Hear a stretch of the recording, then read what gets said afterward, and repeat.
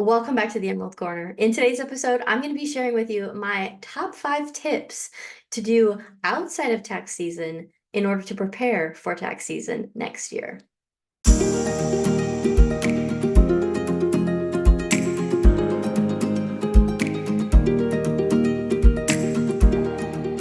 Well, hey there. I'm Kimberly Ferguson, CEO and founder of Emerald Expectations Accounting. I'm so happy that you're here.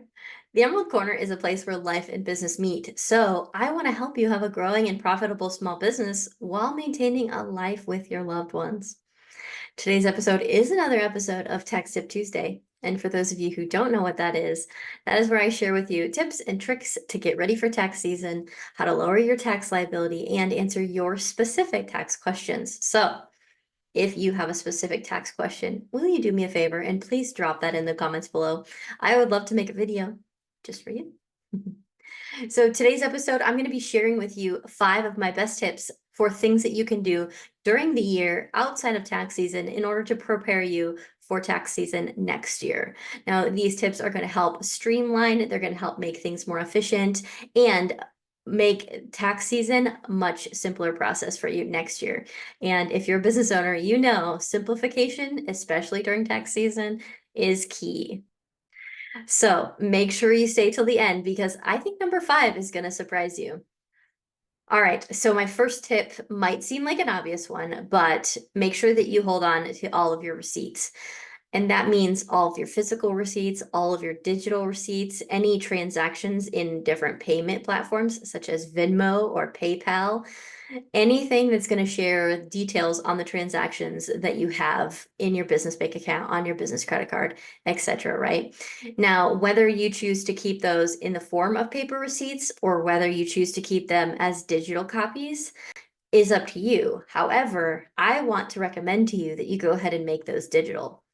The reason for that is because if you look at a receipt 6 months after you have received it, you'll see that the ink has already started to fade substantially, and it might actually even be difficult for you to read what it is you actually purchased at that point in time, right?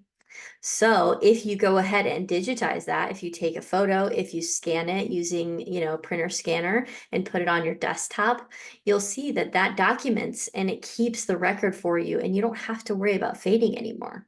So I recommend getting some sort of a receipt management system or even just storage on your desktop or in the cloud, whatever that's going to look like for you. That is going to make your life so much better in the future. And future you will thank you.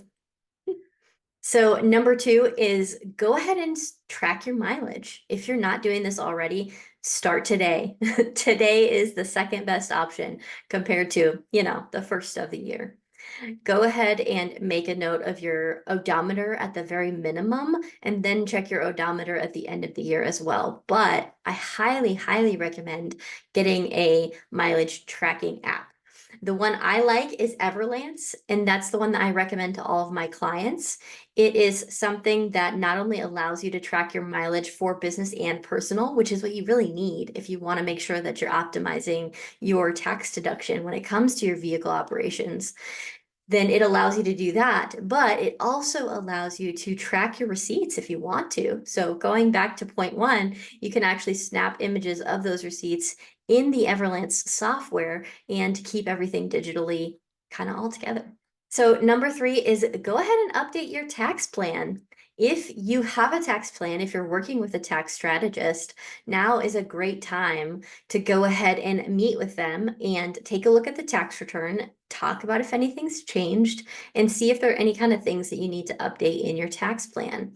I recommend trying to do this at least twice a year, usually right after the tax return is done is a good time, and then maybe September, October is another great time of year to go ahead and update those tax plans as needed.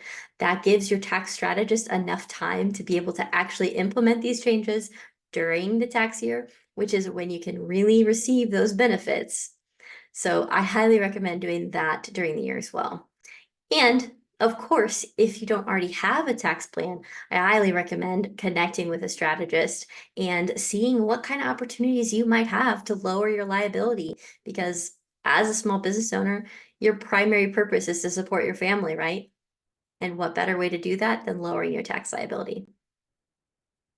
So number 4 is budget for estimated taxes. I can't even tell you how many small business owners are not making estimated taxes. Do you know what that means? It means you're paying penalties and interest on money that you could have been paying during the year and adding to your expense line. The fun part about that expense is that it is not tax deductible. So if you are paying penalties and interest, you do not get to deduct that on your tax return. So you might be thinking, oh, well, it's another expense, right? It's not, okay?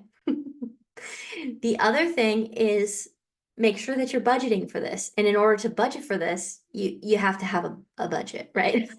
So if you don't already have a budget set in place for this year, go ahead and start one now. I recommend doing an annual budget and then breaking it down at least by quarter so that you kind of have an idea of how much you should be spending on a regular basis, and then track it.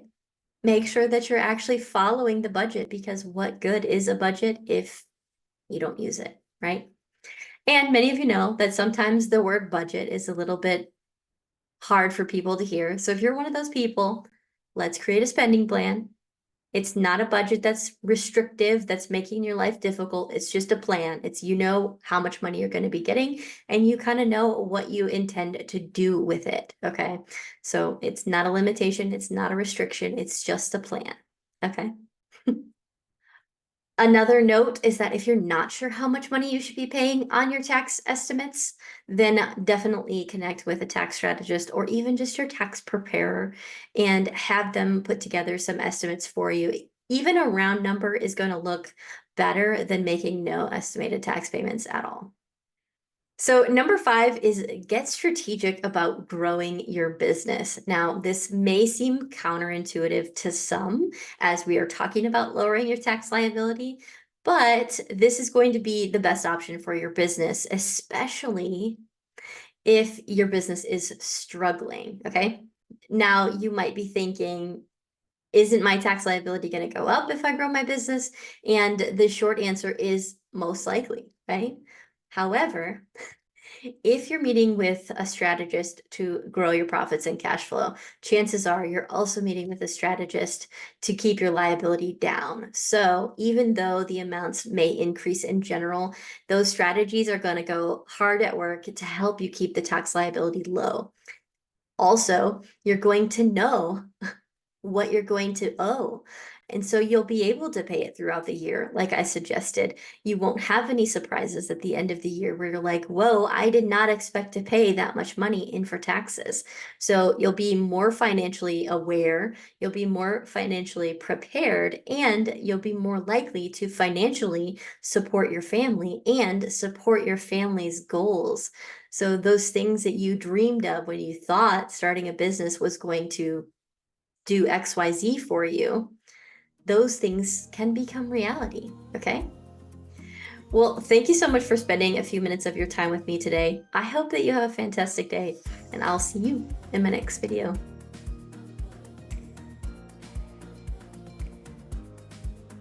You're right. This is 100% a... You're right. This is 100% a...